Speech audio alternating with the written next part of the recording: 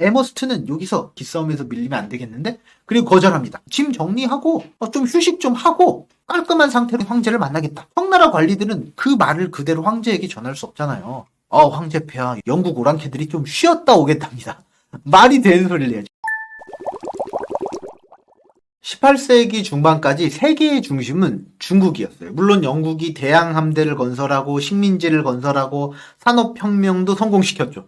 하지만 이 빨간색 부분인 어마어마한 전 세계 영토를 다 점령했거나 점령하고 있던 상황임에도 불구하고 중국만 대하면 항상 쪼그라들었어요. 항상 무역 적자였거든요. 중세부터 근대에 이르기까지 영국은 기술적으로 중국에게 팔 상품을 만들어내지 못해요. 전 세계 바다를 지배하고 식민지가 그렇게 많으면 뭐예요? 중국하고 교역만 하면 계속 적자인 거예요. 중국의 당시 3대 무역품이 차, 도자기, 비단 이거잖아요. 거래를 하는데 당시 공용화폐는 은이었단 말이에요. 그래서 은을 주고 이걸 사와야 되는데 중국은 아무것도 사질 않는 거예요. 그러니까 계속 중국의 물건을 사오고 은을 계속 유출하게 되는 거죠. 은은 지금의 달러나 금과 같은 역할을 했잖아요. 지금으로 따지면 명색이 대영 제국인데 외환 보유고가 계속 줄어드는 거예요. 그래서 IMF 구제 금융을 받아야 될 위기에 빠져 있는 거죠. 영국이 체면이 말이 아닌 거죠. 그래서 영국은 당시 무역 적자를 해소하기 위해서 중국과 협상을 하기로 합니다. 당시 중국은 광저우의 일부 지역만 개항을 했거든요. 중국 전체 지도에서 보시면 광저우 지방은 이 남쪽 부분이에요. 이 남쪽 부분을 확대한 게 아래 지도거든요. 그러니까 중국은 엄청나게 넓은데 영국이 이 좁은 곳을 통해서만 무역 거래를 허용했던 거예요. 그러니까 영국 입장에서는 불공평한 거예요. 중국 땅이 이렇게 넓으니까 우리가 여기도 가고 저기도 가면서 물건을 우리 식민지처럼 다 팔아야 이득이 되는데 중국이 딱 틀어지고 광저우에서만 교역을 해라 허락을 해준 상황인 거예요. 그러니까 영국 입장에서는 개항 범위를 확대해서 무역 적자를 만회하는 요구를 하자 이렇게 전략을 짭니다. 그리고 우리 상업 기반 시설을 할 수 있는 땅을 좀 빌려달라 이렇게 요구를 하기로 합니다. 한마디로 말하면 야 중국 너네 우리 때문에 떼돈 벌고 있잖아. 우리 같이 먹고 살아야지. 우리 때문에 돈 많이 버니까 편히 좀 봐줘.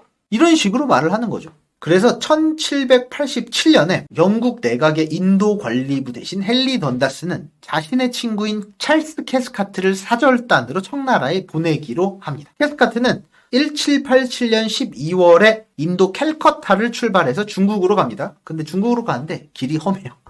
처음에 폭풍우를 만나요. 죽을 뻔한 고비를 겨우 넘기고 중국으로 향하는데 다시 이 캐스카트가 폐결핵에 걸려요. 다시 죽을 뻔합니다. 죽을 뻔한 고비를 넘기고 다시 가려니까 이번에 배에 확실히 퍼지게 됩니다. 많은 선원들이 죽어요. 그리고 항해를 더 이상 할 수 없을 지경이 됩니다. 그래서 이 3콤보 펀치를 얻어맞고 중국으로 가서 협상하는 것을 포기합니다. 무역 협상을 해보지도 못하고 중도 포기하고 영국으로 돌아오게 돼요. 근데 영국은 여기서 포기할 수는 없죠. 1787년에 찰스 캐스카트가 포기했지만 다시 한번 시도합니다. 5년 후인 조지 맥카트니를 1792년에 특사로 보내게 됩니다. 이번엔 좀 거물급 인사예요. 이 조지 맥카트니는 러시아 대사까지 역임한 인물이었거든요.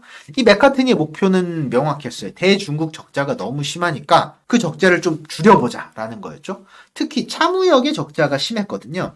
영국과 유럽 사람들이 차를 즐겨서 마셨는데 모든 찻잎을 중국에서 수입하잖아요. 근데 중국의 차 정책은 어떠했냐? 중국이 이렇게 있으면 외국인들에게는 자기가 허락한 중국 상인들과만 교역하도록 했어요. 그리고 아까 말했듯이 광둥성에서만 교역을 허락했잖아요. 중국 땅은 이렇게 넓은데 좁은 광둥성에서 우리가 정한 독점 상인과만 거래해라 라고 법령으로 딱 정해놓은 거예요. 그러니까 영국 입장에서는 어쩔 수가 없는 거예요. 이 독점 상인이니까 가격을 지들 맘대로 부를 거 아니에요. 높게 받을 수도 있고 더 높게 받을 수도 있잖아요. 싸게는 절대 안 부르죠.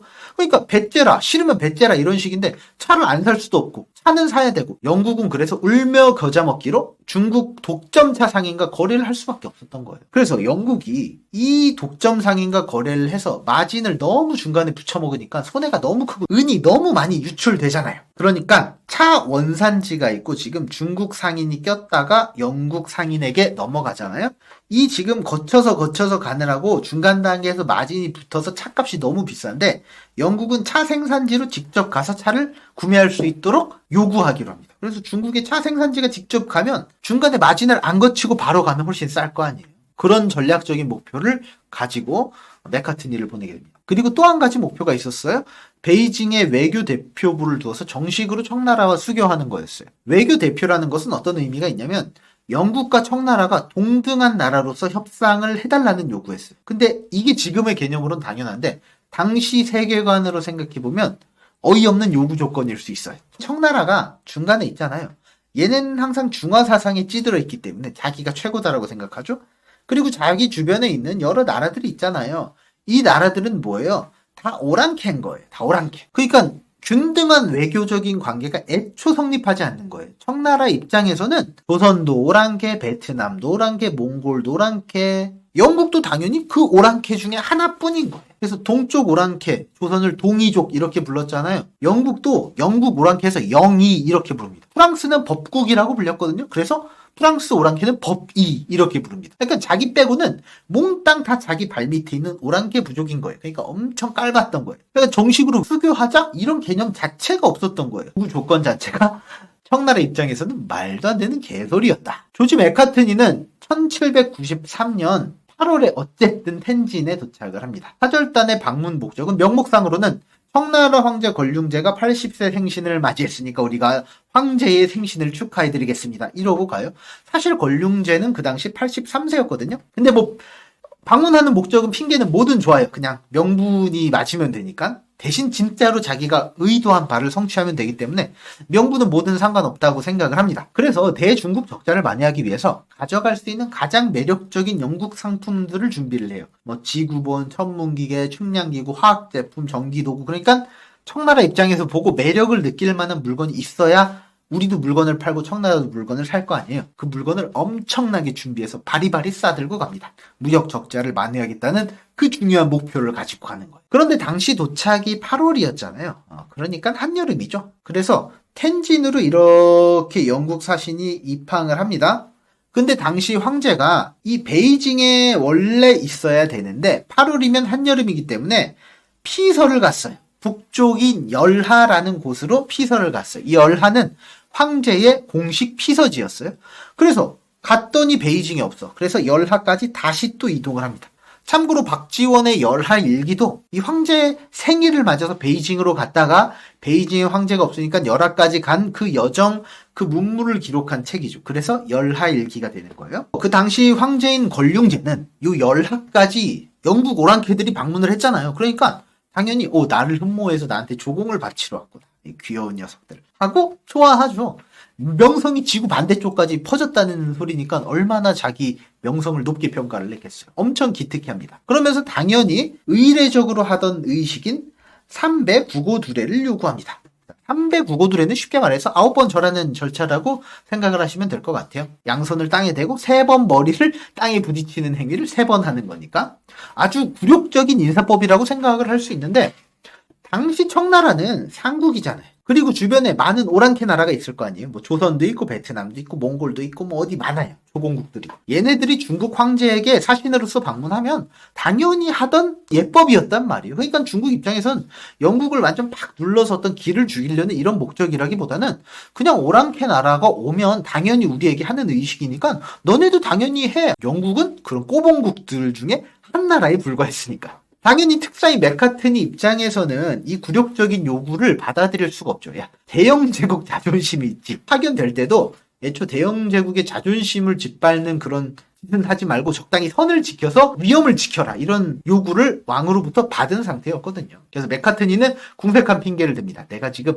다리에 각반을 차고 있으니까 절을 할 수 없어요. 이렇게 핑계를 댑니다. 중국은 당연히 야 그럼 각반 벗어. 이렇게 말을 하죠. 메카트니는 그것도 안 된다고 하면서 막 궁시렁궁시렁 하면서 협상을 해 나가는 거예요. 영국도 사실 청나라만 빼면 전 세계를 다니면서 큰 소리를 다 치던 나라였어요. 근데 청나라 정도 되니까 자존심 구겨가면서 거기까지 왔는데 절까지 9번 하라니까 요구를 받아들일 수가 없었던 거죠. 그래서 권륭제가 결국 그래 멀리서 여기까지 왔는데 오랑캐 우리가 넓은 마음으로 봐주겠다고 하면서 무릎만 꿇어라. 이렇게 말을 합니다. 영국 기록은 요 그림에서 보시는 바와 같이 한쪽 무릎만 꿇었다고 기록이 나오고요.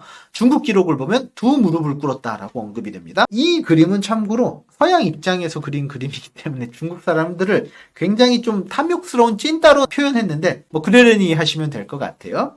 그래서 어쨌든 어렵게 접견이 성사됩니다. 맥카트니는 진상품을 바치고 중국 황제에게 영국 국왕의 친서를 전하게 되죠. 그리고 성대한 연화가 베풀어집니다. 맥카트니는 이 틈을 타서 청나라 황제 권륭제에게 영국의 요구 조건을 전달하게 됩니다. 광저우 이외의 도시도 개항하고 정식 외교 관계를 좀 맺읍시다 라고 말을 하죠. 청나라는 그 말을 듣고 어이가 없어요. 권륭제는 기분이 팍 상해버립니다. 말이 안 되잖아요. 무슨 코복 나라에서 지금 조공을 바치러 가놓고 무슨 주제 협상을 하고 요구를 하고 요청을 해? 이건 말도 안 되는 중국 황제를 모독하는 행위로 받아들이게 되는 거예요. 그래서 진상품을 가지러 여기까지 온 거는 갸륵하지만 진상품을 다 갖고 왔으면 이제 그만 돌아가 라고 보내버려요. 베이징에 외국인이 40일 이상 머무른 적이 없다는 말을 하면서 영국 사신을 쫓아내듯이 내보내버립니다. 맥카트니는 더 이상 버틸 수가 없어서 베이징을 떠나게 되는 거죠. 청나라가 영국 제안을 거절한 이유는 단순해요. 청나라는 당시 세상에서 없는 것이 없는 유일한 나라라고 믿었거든요. 영국은 서양 오랑캐예요. 오랑캐 나라들이 갖고 있는 게 뭔 물건이 소용이 있냐, 이런 거 필요 없다라고 말을 하는 거죠. 당시 청나라가 부족함이 없이 잘 살고 있는데 굳이 변화를 줘서 외부 세계의 충격을 받아들일 필요가 없을까? 변화의 필요성을 전혀 못 느낀 거예요. 맥카트니는 빈손으로 귀국을 하죠. 다만 맥카트니가 아주 헛되이 시간을 보낸 것은 아니었어요. 당시 5개월 정도를 청나라를 샅샅이 관찰을 하면서 실상을 파악하고 그걸 보고서로 작성을 하게 됩니다. 청나라가 거대한 나라긴 한데 실상을 보니까 과학기술이 형편없더라. 그리고 군대도 구식이고 아직까지 화살을 쏘더라. 그리고 관료들도 부패하고 백성들의 삶이 비참하다. 이런 것들을 직접 목격하고 샅샅이 관찰을 하게 됩니다. 중국이 제국이긴 하지만 노후화되었기 때문에 산산조각이 날 거함이다. 당시로서는 무역적자였지만 기술적 군사적으로는 중국이 이미 후진적이 되어버렸어요. 당시 맥카트니는 국제 정세를 냉정하게 반영해서 정확하게 평가를 하게 됩니다. 반면 맥카트니가 중국을 방문하기 13년 전에 연암 박지원이 중국 청나라를 방문합니다. 아까도 말했다시피 중국 황제 권륭제의 사신단으로 파견이 돼서 북경에서 열하로 이동을 하게 되죠. 그래서 열하 일기를 쓰게 됩니다.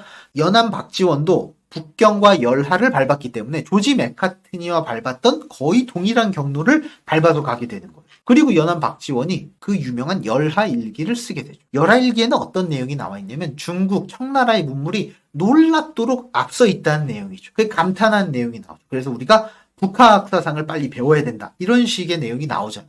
근데 영국인 입장에서 너무나도 형편없었던 청나라의 기술 수준이 조선이 보기엔 너무나도 놀라웠던 거죠. 그러니까 이미 국제적인 상황으로 볼 때 영국의 기술 수준은 어마어마하게 높은 기술 패권을 쥘 만한 위치에 있었고, 청나라는 그거보다 한참 떨어진 그런 위치에 있었고, 조선은 그만도 한참 못한 완전한 후진국에 불과했던 거예요. 이 시점이 언제였냐면 조선의 르네상스라고 불리던 정조왕 시절이었어요. 그 조선 후기에 부흥했다고 평가받는 그 시절에도 이미 조선은 세계적인 추이로 볼 때 이미 굉장히 후진적으로 뒤처지고 있었다. 그래서 어쨌든 영국은 그렇게 중국과의 두 번째 협상도 실패합니다. 그렇다고 영국은 무역 적자를 포기할 수는 없잖아요. 근데 문제가 생겨요. 바로 나폴레옹과의 전쟁이 터지게 됩니다. 그래서 나폴레옹과의 전쟁 중에 영국은 국력을 다 기울여야 되기 때문에 멀리 중국까지 신경 쓸 여유가 없어요. 그래서 나폴레옹과의 전쟁이 끝나고 나서 다시 1816년에 윌리엄 에머스트를 사절단으로 보내게 돼요.